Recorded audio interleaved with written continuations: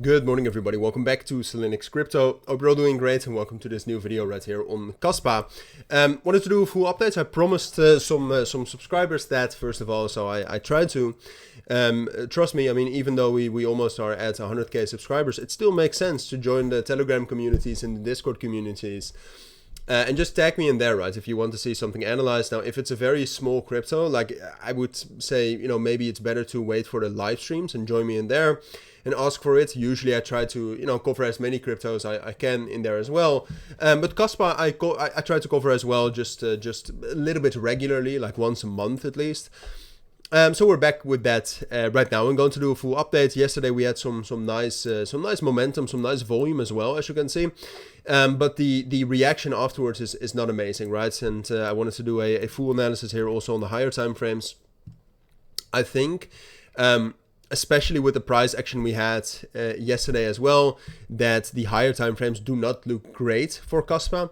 But ultimately, this has always been a very resilient crypto, and it has always been a crypto that can recover very, very well. So just in general, we're going to do a full update. Now, if you go all the way to the 3-day time frame here, what you can see is that ever since we failed to hold this major support level right here between 10 and 11 cents, it hasn't been great. We had some bullish momentum right here, of course, at the beginning of May when the entire market was quite strong, but then bounced from the yearly rolling VWAP, which is a very strong resistance level in general. So it's not weird that we bounced from there, but then we failed to hold the value area low right here at 10.5 cents, and since then we have dropped back down. And that is a continuation of the price action we've had down here, right? So if we look at the price action since the first time we dropped down below 10.5 cents, you can see the main area where we have consolidated is between 10.5 cents and then 7 cents. So in that sense, there are some major support levels coming very, very close, right? So we have those bottoms obviously right here. When we also, I think, made a bullish divergence, yes, that we made right here in March and the beginning of May, April, my apologies. And we have the value area low right here at 7 cents, right? And I think we have a good chance to hold that. If you take a look at the general altcoin index, right, so others, you can see that that's near a major support as well. The thing is that right now the fundamentals in the market, and I'm talking about very, very much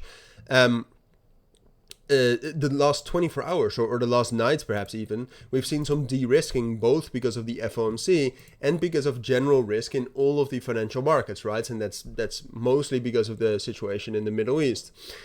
So that in combination with what we've seen from Kaspa, because I do want to talk about that briefly as well. I know a lot of you fundamentally love Kaspa, and personally I think it has a lot of potential, and I think they have a great product and great infrastructure as well. But ultimately, the price can tell you more than 1,000 words, right? And what we've seen so far is that, like I said, on the one hand, we have that fundamental uncertainty, and then on the other hand, we have a very strong reaction right here, and almost no ability to keep up the price after that momentum we had yesterday. And right now we're pulling back, right? And you can see we're also, like, we used quite a lot of leverage to get the price up there. All of that leverage is getting out right here.